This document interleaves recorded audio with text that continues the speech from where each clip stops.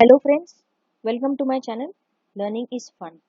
आज मैं आपके सामने लाई हूँ topic summary, a letter to God. Lesson number 1 है, क्लास 10th सीबीएसई पैटर्न में। इसका मैं हिंदी में समरी लेके आई हूँ आपके लिए। तो समरी स्टार्ट करने पहले मैं आपको बता देती हूँ इसके मेन कैरेक्टर। मेन कैरेक्टर है लैंचो। पूरी जो स्टोरी है लैंचो के ही चारों ओर घूमती है। लैंचो इज द प्रोटैगनिस्ट, यानी मेन कैरेक्टर है, and also the post master. ये दो मेन कैरेक्टर है, और जो थोड़े बहुत छोटे मोटे और कैरेक्टर है वो लैंचो की वाइफ है और उसके बच्चे हैं, जो ये मेन कैरेक्टर की ओर ही चारों ओर घूमते हैं। ये मैं कुछ डिफिकल्ट वर्ड्स लाई हूँ, both in English and in Hindi. आप चाहे तो इसका स्क्रीनशॉट ले सकते हैं। नेक्स्ट, ये जो स्टोरी है, ये स्टोरी स्टार्ट होती है। The story is about लैंचो। He is a hard working farmer. बहुत ही मेहनतकश इंसान है। वो अपनी फैमिली के साथ खुशी खुशी एक छोटे से घर में रहता है। ये जो घर है, ये पूरी घाटी, एंटायर वैली का इकलौता मकान है, जो एक निचली पहाड़ी की चोटी पर स्थित है। और वो इतना ऊंचा है कि दूर दूर तक लैंचो अपनी खेत को देख सकता था। मकई के खेत को देख सकता था, जो पूरे फूलों से भरा था। और वो बहुत ही खुश था, क्योंकि इस बार उसकी फसल काफी अच्छी हुई है। इस चीज के लिए वो खुश था।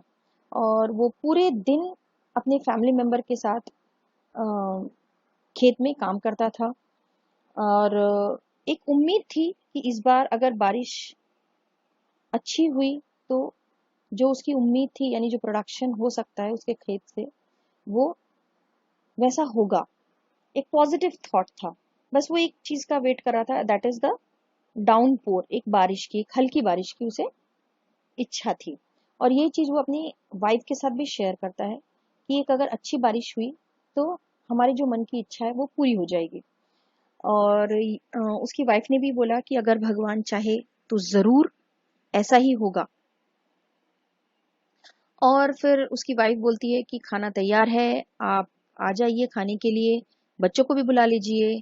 और सब आ जाते हैं खाना के लिए और खाना के लिए बैठते हैं। जैसे ही बैठते हैं, जैसे खाने के लिए बैठते हैं, उसी समय रैंचो को ये फील होता है कि उसने जो प्रेडिक्शन किया था बारिश की, वो सच होने जा रही है। और काले काले बादल पूरे भर गए थे आसपास, और बूंदें गिरने लगी थी। और वो बहुत ही खुश होता है, मन ही मन बहुत ही सेटिस्फाई होता है। उसको ऐसा लगता है कि यस, मैंने जो सोचा था कि बारिश हो, मेरी जो प्रोडक्शन है, मेरा जो खेत का जो क्रॉप प्रोडक्शन है वो और भी अच्छा होगा, उसको ऐसा फील हो रहा था। और वो मन ही मन गॉड को थैंक्स बोल रहा था। उसको ऐसा लग रहा था और बहुत ही खुश था। उसकी पूरी बॉडी पे बारिश गिर रहा था, क्योंकि वो बाहर जाके वो बारिश को फील कर रहा था। बहुत ही खुश था। और उसे ऐसा लग रहा था जैसे ये बारिश की बूंदे नहीं, बल्कि पैसों के यानी सिक्के हैं, सिक्के गिर रहे हैं। क्यों? बिल्कुल उसको ऐसा इसीलिए लग रहा था क्योंकि ऐसा लग रहा था कि हर एक बारिश की बूंदों के साथ उसकी जो उम्मीद है वो और भी मजबूत होती जा रही है, कि उसका प्रोडक्शन और भी अच्छा होगा, इस उम्मीद में। लेकिन देखते ही देखते अचानक से हवा तेज बहने लगी। वर्षा के साथ साथ बड़े बड़े ओले गिरने लगे। और अब उसको फील होने लगा कि अब मौसम जो है सचमुच खराब होता जा रहा है।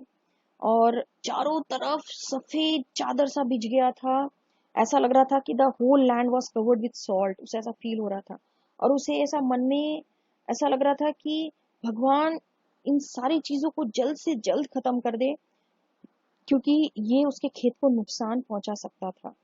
जैसे ही काफी देर तक बारिश हुई, ओलावृष्टि हुआ, हेल स्टॉर्म हुआ। और जैसे ही ये सारी चीजें खत्म हुई और वो लैंचो अपने खेत में गया, उसने क्या देखा, उसकी पूरी की पूरी खेत बर्बाद हो चुकी थी। मकई के जो जितने भी फूल लगे हुए थे सब झड़ चुके थे। पूरी क्रॉप जो है वो डिस्ट्रॉय हो चुका था। वो बहुत ही दुखी हो गया था और वो अपने बेटे को बोला कि देखो बेटा, इस बार की जो हेल स्टॉर्म की वजह से हमारी खेत की इतनी नुकसान हुई है, ऐसा लग रहा है अगर टिड्डे का अगर बड़ा दल भी अगर हमारे खेत पे अटैक करता तो शायद इतनी नुकसान नहीं होती जितना हेल स्टॉर्म से हुआ है। तो और उसके मन में ऐसा एक दुख आ गया, एक डिप्रेस हो गया, उसे ऐसा फील होने लगा कि इस वर्ष हमारे पास मकई बिल्कुल नहीं होंगे। वह एक दुख भरी रात थी। उसे ऐसा लग रहा था कि अब जो रात आएगी वो दुख भरी होगी। अब उसे ऐसा लग रहा था कि कोई नहीं है जो हमारी मदद करेगा, इस वर्ष हम भूखे रहेंगे। और उसके बीच में उसके दिल में अजीब अजीब से ख्याल आ रहे थे। लेकिन इस बीच उसके मन में एक एक आशा थी। उसे ये एक आशा थी कि इन सब गलत होने के बावजूद भी कोई है जो हमारी मदद जरूर करेगा, और वो कोई और नहीं बल्कि भगवान है। और वो ये सोचता है कि भगवान जरूर मुझे इन सब चीजों से उबरने में मेरी मदद जरूर करेंगे। और वो यह सोचकर दूसरे दिन सुबह भगवान को एक पत्र लिखने का निश्चय करता है। वैसे तो लैंचो जो था एक मेहनतकश इंसान था। वह खेतों में सारा दिन पशु की तरह काम करता था, लेकिन इस बीच भी उसे लिखना पढ़ना आता था। तो उसने दूसरे दिन, जैसे कि वो डिसाइड किया था, तो उसने भगवान को पत्र लिखा। उस पत्र में उसने लिखा कि आप मेरी मदद नहीं करोगे तो मुझे और मेरे परिवार को इस वर्ष भूखे ही रहना होगा। मुझे अपने खेत को फिर से बोने के लिए और अगली फसल आने तक जीने के लिए 100 पैसे की जरूरत है, क्योंकि इस वर्ष ओले ने मेरी पूरी खेत बर्बाद कर दी। ऐसा वो लिखकर लेटर को लिफाफे के अंदर डाला और पोस्ट ऑफिस में से टिकट लेके अपनी जीभ से चिपकाया, जीभ से उसको गीला करके एनवलप पे चिपकाया और पोस्ट बॉक्स में वो लेटर को ड्रॉप कर दिया। अब ये ड्रॉप करने के बाद जैसे कि पोस्ट मैन आता है, कलेक्शन फॉर द लेटर, वो आता है और जैसे ही ये लेटर देखता है उसमें लिखा रहता है टू द गॉड, ऐसा वो लिखा रहता है।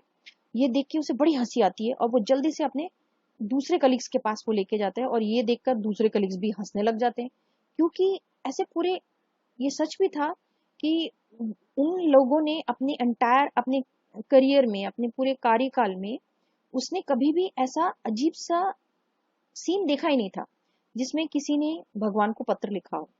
ये देख के सब हंस रहे थे। लेकिन कुछ देर के बाद उन्हें फील हुआ कि मामला मामले को थोड़ा सीरियस लिया जाए, और उन लोग सोचते हैं कि देखो, वो जो है इसमें से वो पॉजिटिव चीज देखते हैं कि कैसी आस्था है, व्हाट अ फेथ, काश मेरी भी ऐसी फेथ होती भगवान के प्रति इस इंसान की जैसी है। और ये सोच के ये ईश्वर के नाम जो लेटर लिखता है, इसको वो निकाल के वो पढ़ते हैं। पढ़ने के बाद उन्हें ये फील होता है कि इस इंसान को जो है वो पैसे की सख्त जरूरत है, और इसी के मद्देनजर उन लोग अपने डिसाइड करते हैं अपने फ्रेंड के साथ कि हम जो है पैसा कलेक्ट करेंगे और हम पैसा जो है हम देंगे इसको। तो ये पैसा जो वो छोटी मोटी रकम थी नहीं, 100 पीसोस था। तो जो कर्मचारी है उसने अपने सैलरी के कुछ पार्ट भी दिया, यानी सैलरी के कुछ भाग दिए, और दूसरे लोगों से भी पैसा लिया एज अ चैरिटी। और ये लोग बड़े ही खुश थे, उनको लगा कि ये पैसा मिलके शायद लैंचो पैसा देख के खुश होगा, उसको लगा यस भगवान ने मेरी मदद की, मैंने भगवान को लेटर लिखा था, मेरी जो उम्मीद है वो टूटी नहीं, मुझे पैसा मिला। और उनको बहुत ही खुशी हो रही थी। तो उन्होंने ये पैसा जो कलेक्ट किया, ये पैसा जो पूरा पैसा नहीं था, क्योंकि पैसा जो वो it is a huge amount, तो उनको इतना पैसा तो मिला नहीं, बट मोर देन हाफ, यानी 70 पीसोस वो कलेक्ट कर पाए थे। ये 70 पीसोस को उन्होंने एनवलप में डाला और कुछ भी नहीं लिखा, लास्ट में लिखा गॉड, बस इतना लिख के उन्होंने छोड़ दिया। अब जैसे ही कुछ दिनों के बाद लैंचो आया उस पोस्ट ऑफिस में, और आके उसने इंक्वायरी की कि whether is there any letter for me, मेरे लिए कोई पत्र आया है क्या। तो ये जो पोस्ट मास्टर है, ये उसे लेटर देते वक्त, ये यानी भगवान का जो लेटर देते वक्त उसे मन में बहुत ही सेटिस्फैक्शन हो रहा था कि यस हमने किसी की हेल्प की। अब ये बंदा जो है बहुत ही खुश होगा, और ये खुश होगा और वो बोलेगा कि हाँ भगवान ने मेरी मदद की। और बट जैसे ही वो लेटर लेता है और लेटर लेके लैंचो उसमें से पैसे निकालता है, उसे वो काउंट करता है। काउंट करने के बाद खुशी होने की जगह, यानी वो सरप्राइज नहीं होता पैसा देख के, और वो जैसे ही काउंट करता है वो गुस्से में आ जाता है। और गुस्से में, वो गुस्सा इसलिए होता है क्योंकि उसने तो भगवान से 100 रुपीज मांगा था, बट 100 की जगह उसे 70 पीसोज मिले थे। तो उसे ऐसा लगता है कि ईश्वर गलती नहीं कर सकते और ना ही मैं करूंगा। तो वो बहुत ही क्रोधित हो जाता है, यानी गुस्सा हो जाता है, एंग्री होता है। वो तुरंत फिर से पोस्ट ऑफिस में जाता है और जाके वो एक पेपर लेता है, एक पेन लेता है और तुरंत एक लेटर लिखता है। और इस बार वो लेटर लिखता है कि ईश्वर, वे पैसे जो मैंने मांगे थे उसमें से केवल 70 पैसे ही मेरे पास पहुंचे हैं। मुझे बाकी पैसे भेज दीजिए क्योंकि मुझे इनकी बहुत जरूरत है। किंतु यह पैसे मुझे डाक द्वारा मत भेजना क्योंकि डाकघर के कर्मचारी ठग है, यानी कि क्रुक्स है। क्योंकि उसे ऐसा लग रहा था कि भगवान तो गलती कर नहीं सकते, भगवान ने जरूर पूरे 100 पीसों ही दिए होंगे, लेकिन ये डाक कर्मचारी है जो इन्होंने मेरे 30 रुपए अपने पास रख लिए। इसीलिए वो इस बार भगवान को ये रिक्वेस्ट किया कि हे भगवान, इस बार तू पैसे मुझे पोस्ट बॉक्स के थ्रू मत भेजना, मुझे डायरेक्टली भेजना।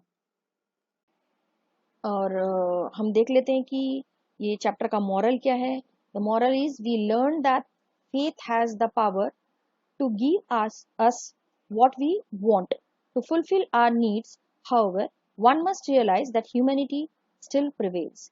यानी कि इस चैप्टर में से हमने ये सीखा है कि अगर आपके पास पावर है, फेथ का पावर, यानी किसी में अगर आप बिलीव करते हैं, जैसे इस स्टोरी में लैंचो भगवान पे बिलीव किया था, तो उसका जो है, जो उसने विश रखा था वो फुलफिल हुआ था। तो कोई भी विश आपकी फुलफिल कब होती है, इट डिपेंड करता है कि आपकी फेथ कितनी स्ट्रॉन्ग है। And the story is also about humanity. Because of humanity आज ये earth it is so beautiful where we all are living. तो द स्टोरी जो था